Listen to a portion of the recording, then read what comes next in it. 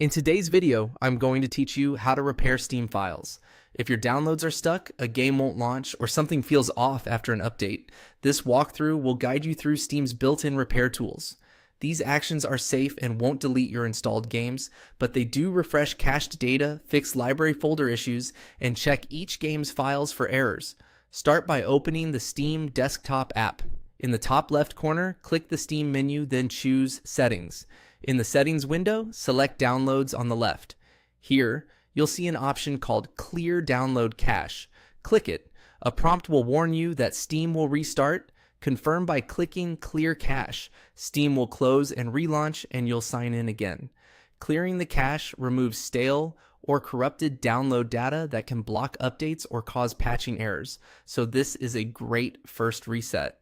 Once you're back in, open Settings again and go to Storage. This page lists your Steam library folders across your drives.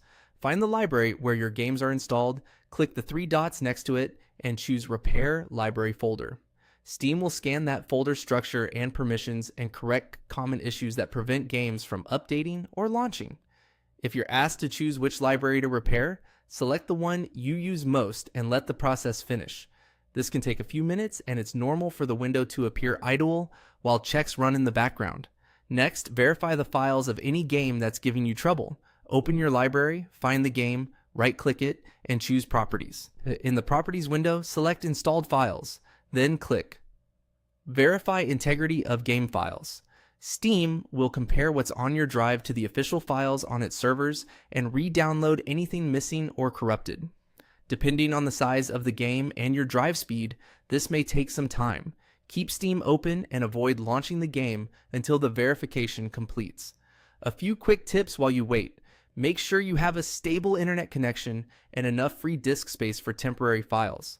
If you use mods or custom files inside a game's folder, verification may replace or disable them, so back up anything important first.